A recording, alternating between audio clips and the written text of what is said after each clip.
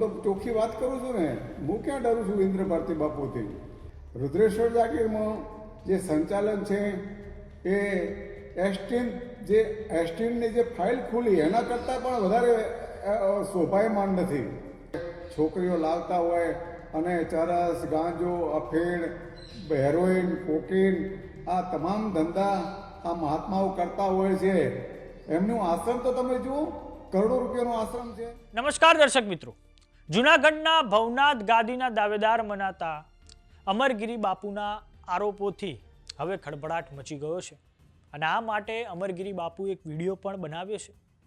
ભવનાથ ગાદીના દાવેદાર સાધુ અમરગીરી બાપુએ ઇન્દ્ર ભારતી બાપુનું નામ લઈને તેમની પર એપ્સ્ટીન ફાઇલ કરતાં પણ વધારે ખરાબ છોકરીઓ સાથે જે વર્તન કરવામાં આવે છે અને કેફી પદાર્થની આશ્રમમાં હેરાફેરી સાથે 2 નંબરના ધંધા ઇન્દ્ર ભારતી બાપુ કરતા હોવાના આરોપ હવે અમરગીરી બાપુએ લગાવ્યા છે. ત્યારે આ મામલો ગરમાઈ ગયો છે. અમરગીરી બાપુએ આ વિડીયોના માધ્યમથી કહ્યું છે કે હું ચોખ્ખી વાત કરું છું, હું ઇન્દ્ર ભારતી બાપુ કે કોઈનાથી ડરતો નથી. હું એક સાધુ સંન્યાસી છું, નાગા સંન્યાસી છું. ડરવાની તો વાત જ નથી અને ખુલીને વાત કરું છું કે ઇન્દ્ર ભારતી બાપુના 2 આશ્રમ છે. તેમાં એક આશ્રમ રુદ્રેશ્વર જાગીરમાં જે સંચાલન છે ત્યાં દીકરીઓ જોડે ખૂબ ખરાબ વર્તન થાય છે. તાઓ સાંભળીએ અમરગીરી બાપુએ શું આરોપો ઇન્દ્ર ભારતી બાપુ પર લગાવ્યા છે. વાત રહી ઇન્દ્ર ભારતી બાપુની, હું તો ચોખ્ખી વાત કરું છું ને, હું ક્યાં ડરું છું ઇન્દ્ર ભારતી બાપુથી. હું તો કોઈથી ડરતો નથી. જેવી રીતે બજરંગદાસ બાપુ ડરતા નથી એવી રીતે હું પણ કોઈથી ડરતો નથી. અને હું તો એક સાધુ છું, સંન્યાસી છું, નાગા સંન્યાસી છું અને ડરવાની તો વાત જ નહીં રહી. જ્યારે આ ઇન્દ્ર ભારતી બાપુ અહીંયા આજે 2 આશ્રમ છે ભારતી બાપુના, વિશ્વંભર ભારતી બાપુ અને આ રુદ્રેશ્વર જાગીર.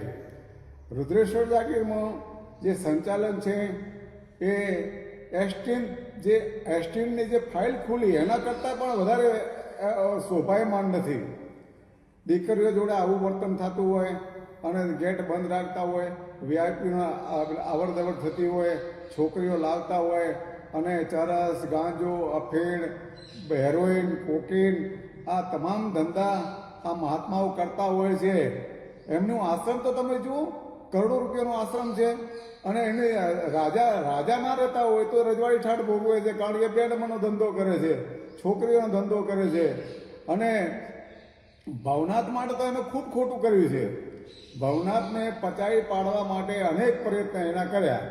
અમારા ગુરુભાઈ રમેશગીરી બાપુ હતા, એમનું પણ મર્ડર કરવામાં એમનો હાથ છે.